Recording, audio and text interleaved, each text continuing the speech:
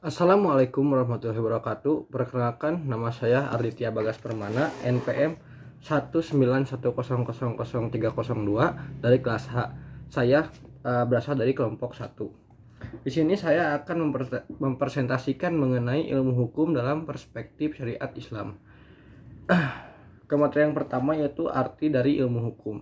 Ilmu hukum adalah suatu pengetahuan yang objeknya adalah hukum dan yang menghususkan mengajar perihal hukum dalam segala bentuk dan manifestasinya.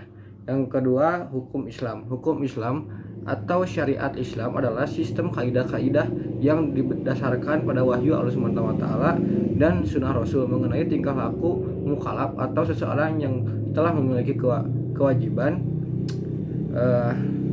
yang diakui dan diyakini, yang mengikat bagi semua pemeluknya. Selanjutnya kepada arti ilmu hukum menurut sumbernya. Menurut Kamus Besar Bahasa Indonesia, hukum adalah peraturan yang secara resmi dianggap mengikat pada manusia. Selanjutnya yang kedua, menurut sistem ensiklopedia Islam, hukum adalah suatu ilmu pengetahuan, kaidah, disiplin, lembaga sosial, tata hukum, keputusan penguasa, petugas, nilai-nilai dan seni.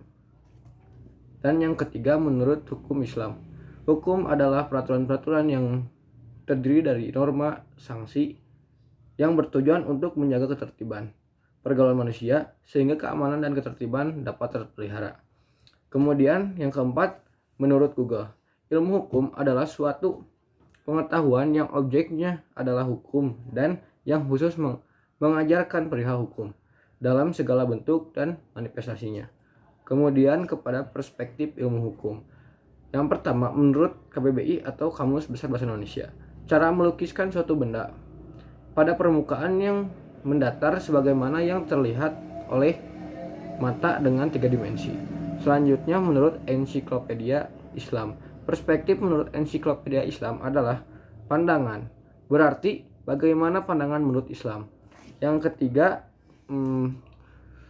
perspektif hukum menurut hukum Islam, penegakan hukum melalui pandangan Islam. Yang keempat, menurut Google, perspektif adalah konteks, sistem, dan resepsi.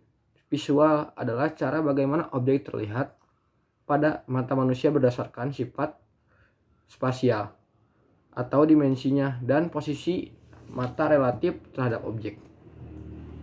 Selanjutnya, sumber hukum. Sumber dari hukum yaitu ada 2 jenis, yaitu yang pertama sumber material dan sumber formil.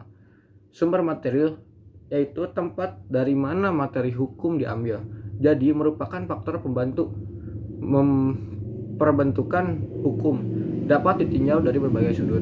Selanjutnya yang kedua yaitu sumber hukum formil, terbagi menjadi 5. Yang pertama UU atau undang-undang, yang kedua kebiasaan, yang tiga keputusan hakim atau jurisprudensi, yang kelima traktat, yang